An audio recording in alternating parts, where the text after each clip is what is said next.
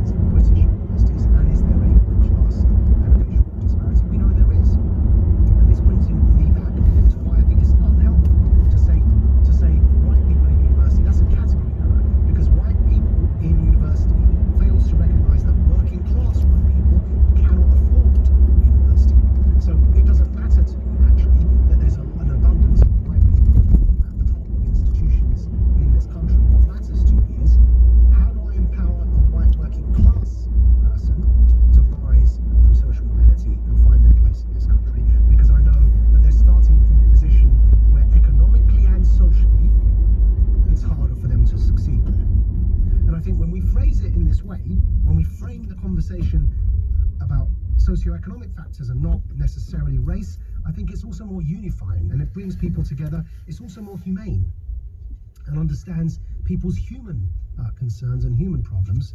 And I worry that the quota system, the racial quota system, only further divides us. Let's go to Rory. Here's a new caller from Cheltenham. Speak to us, Rory. Hello, good afternoon. Thank you for having me on.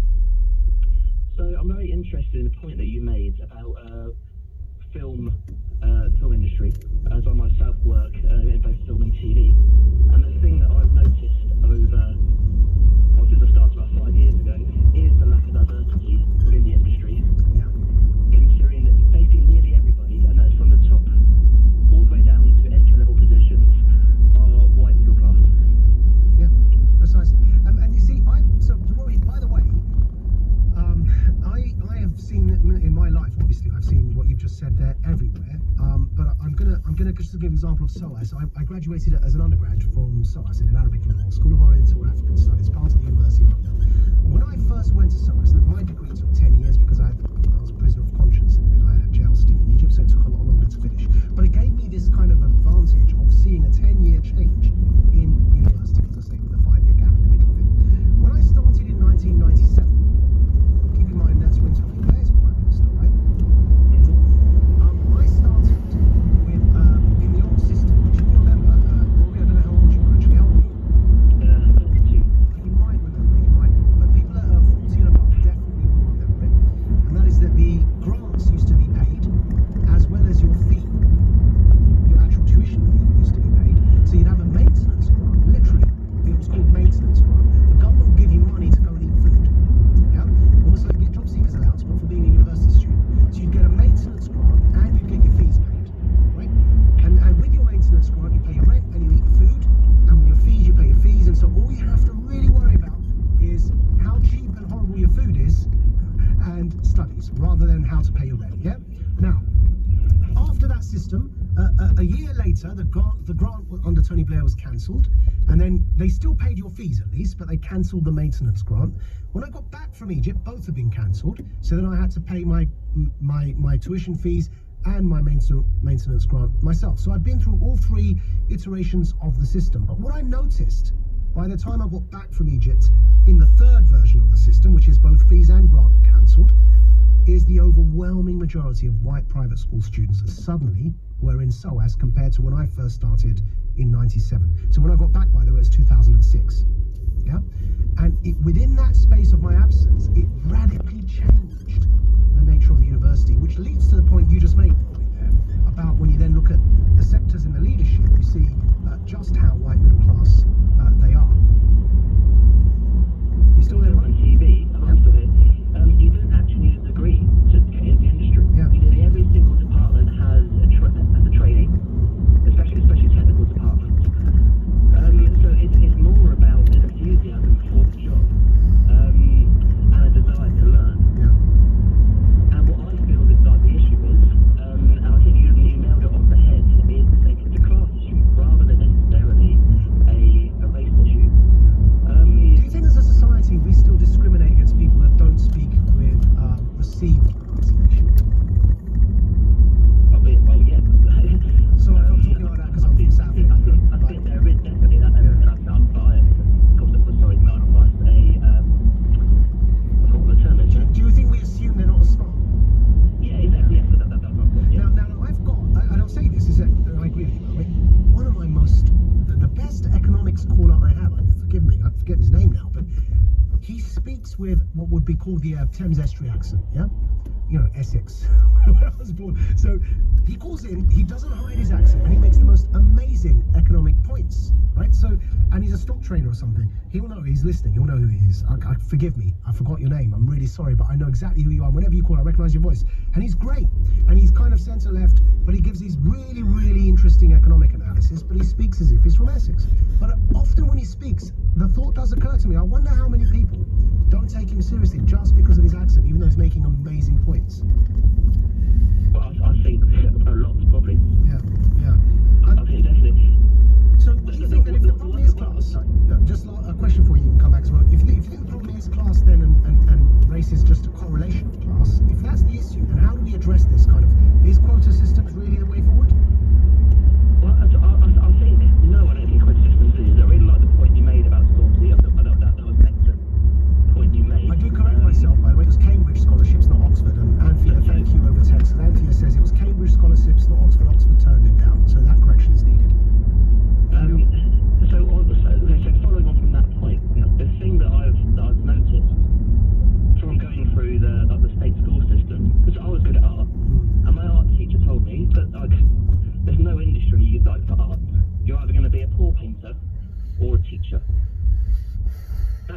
actually true. Yeah. If you look at film and TV, Yeah. the biggest departments Yeah. are the art And graphic department. design and everything, you know, Absolutely everything. And then, so in my eyes, it stems from school where kids aren't really given, and especially kids who come from a working class background, as you said, so that aren't at.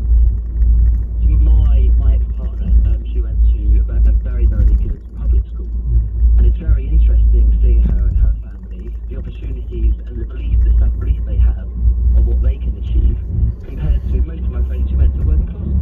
Well, I'm sorry, not working class, but like a regular state school, sorry. So I think, yeah, if we could actually teach children that there are other options out there, there are these really viable industries. So getting early at the opportunity stage rather than try and tweak the proper rights at the end of the conveyor belt. 100%. So my department, there is a Facebook group, which I'm a member of, and the other day, so a HOD head department put a post out saying, I'm looking to know of, he said, unfortunately, I don't know, I feel ashamed of it, any BMAE assistants, that's trainee, first assistant, or second assistant. And people responded, and there was quite an overwhelming response, and everyone saying, yeah, it was always positive, these people recommended people. You're talking like 15 people in a group of about 1,300 people. HOD-wise, you might have another 50. So in a group of like 1,000, so 200 or 300 people, about 30% of them aren't white. Now, I don't look at it, because I work with these people, I do not see it as a racist issue, because these people aren't racist. At least the people I come in contact with are. Actually, they're actively looking to try to diversify. And the same with women, it's mainly men, because it's a technical position. Yeah. I think we've got sufficient societal knowledge, and I have to go to the news now, Rory, but thank you for calling. You're a new caller, and I hope you become a regular caller. I think we've got sufficient knowledge from a social scientific perspective to know that when we look at the gender pay gap, we know that maternity plays a role in the lack of paid paternity leave that is equal to women's maternity leave. It ends up being that legally the burden is still assumed that the woman needs to stay at home, and has a lot to explain there with a gender pay gap. But I think likewise, if you're looking at racial pay gaps and racial disparities, actually